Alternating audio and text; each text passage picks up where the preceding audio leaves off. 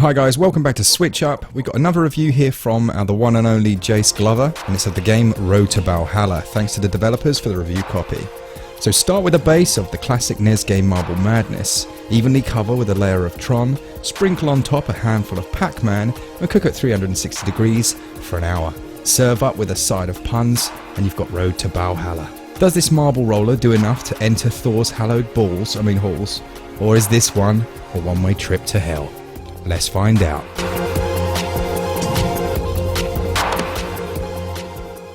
You play as a young but headstrong marble named Larry. You're vying for the hand of a beautiful lady marble. Oh, who am I kidding? There is no story in this game at all, and the developers proudly state such in the eShop description. Epic storyline not included. Road to Ballhalla lives and dies on its gameplay, so let's roll on into it. The game starts by dropping you in a central hub. From here you can move your marble to each level, marked with holes in the floor. Campaign mode sees you travelling through each challenge, avoiding any number of obstacles, all the while picking up as many yellow dots as you can.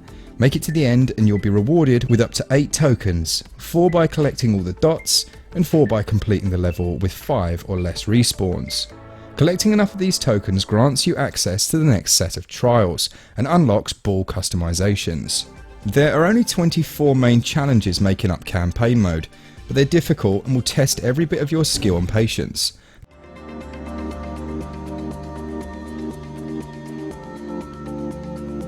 The level design is fantastic, with each one building upon the last or introducing an entirely new way to punish you, from invisible floors to huge boulders a la Indiana Jones and the Raiders of the Lost Ark.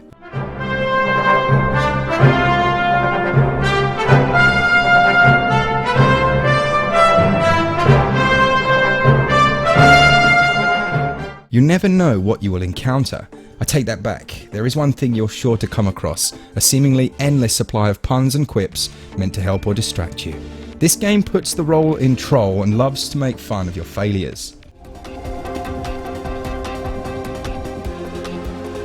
The brilliant but snarky text keeps coming back for more and only makes it that much sweeter when you finally conquer a level. There are 2 additional modes outside of the campaign, Rush and Scavenger Hunt. Rush mode has you race against the clock to reach the end of each level and earning up to 3 stars depending on your final time. Collecting enough stars unlocks additional Rush mode levels. In Scavenger Hunt, you're provided clues to find hidden areas within prior levels. So far, those I have found have been hidden in plain sight but require extra thought or skill to reach. When it comes to controls, standard marble mechanics apply here. You move through the maze levels with the left joystick and can increase your speed with ZR. There is a bit of a missed opportunity here by not implementing gyro control, but with that said they are tight and precise and every failure is your own, except when the game leads you directly into a laser. The gameplay and controls are strong with this one and score 19 and 18 out of 20 respectively. The developer went for a simple but functional visual style. Light grey platforms highlighted by bright neon borders stand out from a pitch black background. Other important elements such as obstacles and your ball are also bright and vibrant. With the exception of border colour, the style remains the same throughout.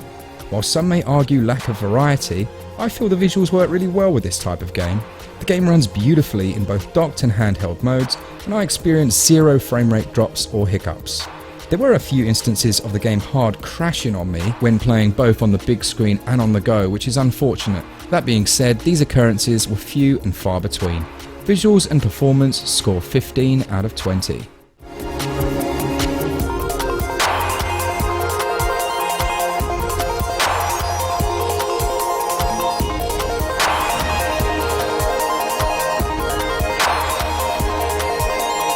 Composed by the Emmy-nominated Nicholas Singer, the game boasts a soundtrack of solid trance tunes that fit well with the visual style.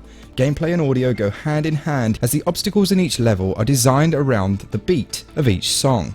Red floor panels move or light up, and lasers turn on and off in perfect sync with the music.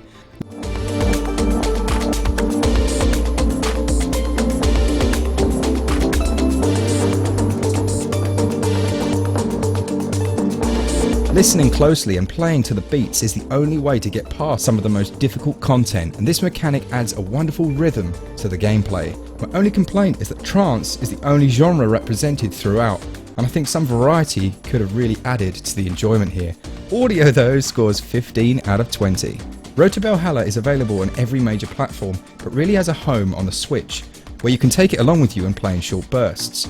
It's important to note also that the Switch tax does not apply here, as it is the same price across all platforms. While I feel the game could have been served with 1 or 2 multiplayer game modes or online features such as leaderboards, what is here is very good. For $14.99, you're getting 24 devilishly difficult levels to be played across 3 different modes, with 10 additional rush-only levels to unlock. How many hours of play you get out of this will vary drastically with your skill level, but you'll certainly have fun doing it. Value scores 14 out of 20. If you're into this kind of game, Road to Ballhalla is about as good as it gets. It never takes itself too seriously, yet fires on all cylinders with precision control and solid level design. At this stage, Jace went all gangster rapper on the review. I shall read his line in my British accent, as quite frankly, it makes not a jot of sense to me. Here it goes. If you're like little Troy and want to be a baller, shot caller, go put those 20-inch blades on the Impala and then pick up this game. You're right there, Jace. Translated into English, it's really good, you might want to buy it. Road to Ballhalla receives an overall SwitchUp score of 81%. Thanks so much to Jace for writing this review. Apart from that last bit, Glenn and I aren't really sure what happened there, but we're going to let him off. Cheers guys, for all things Switch, all the time, keep it Switch up. See ya!